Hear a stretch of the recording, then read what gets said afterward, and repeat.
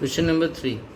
Find the smallest number by which the following numbers must be multiplied to obtain a perfect cube. So the number I have taken here is the second part, 3072. So this number is obviously not a perfect cube. Let us factorize the given number. So we get the factors here and we write the factors here, 3072 equal to these factors multiplied. Now let us make triplets.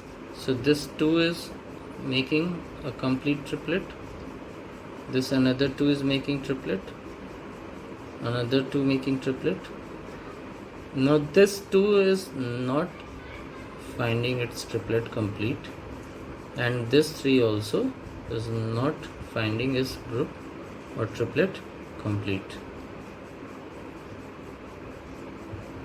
So to make the triplet complete here, this 2 should have 2 more 2's here, and this 3 also should have 2 more 3's here. That means what are the factors missing here to make this number a perfect cube? 2 2's are missing and 2 3's are missing. So if we multiply the given number by 2 2's and 2 3's, that is 2 2's are 4, 3's are 12, 3's are 36. So the given number should be multiplied by at least by 36 to make it a perfect cube. Question number 4. Find the smallest number by which the following must be divided to obtain a perfect cube.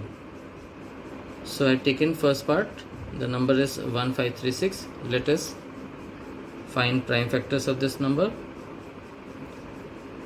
Now the factors I have written here. Let us again try to make triplets. So this 2 is completing its triplet, another 2 is completing triplet, and one more 2 is completing its triplet. This 3 is not finding its group complete. So if the question was by which number it should be multiplied, we would have multiplied by 2 3 more here. That means 3 into 3 9. But the question is not by which number we should multiply. The question is by which number the given number must be divided. Now this 3 is extra here. So either we multiply by 2 more 3's or we divide by 1 3 so that this 3 cancels with this 3 and the group is complete.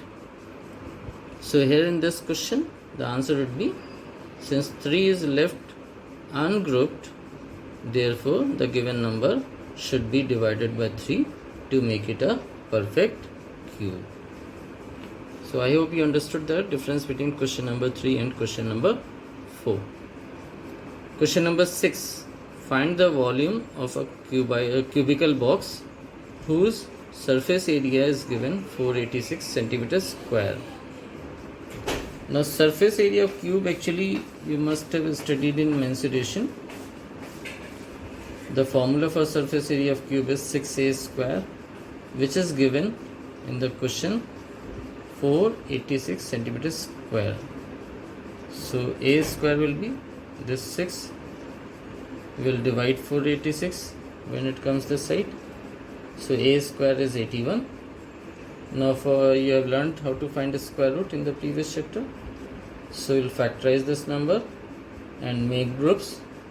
So 1 3 comes out, another 3 comes out here. So a equal to 9 centimeter. That means edge of the cube comes 9 centimeter. Now volume of the cube is a cube, that is 9 cube, because edge has come 9. So it is 9 into 9 into 9, that is 729 centimeter cube, the volume. Question number 7.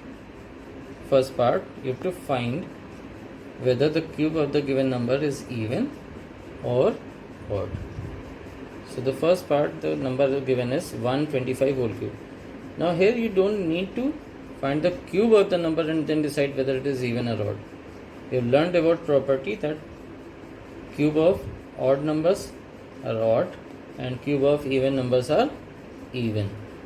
So here, since this is an odd number, unit place is odd, so just see the unit place to decide whether it is odd or even. So since the unit place is odd, therefore the cube of the given number is an odd number. Second part, the given number is 512, so the unit place is even, or the number given is even, hence the cube of the number will be an even number. So without finding the cube, you can decide whether the cube will be even or odd. Question number 8 now. Write the ones digit of cube of the following numbers. So for this also you have studied a property that if a certain number ends in unit digit, certain unit digit, then what would be the unit digit of the number? So here the given number I have taken as 231. So since the unit digit is 1 and 1 cube is 1, so this will end in 1. That means ones digit of the cube of this number will be 1. So here also, seeing the unit place only, you can decide about the unit digit. You don't need to find the cube of the number.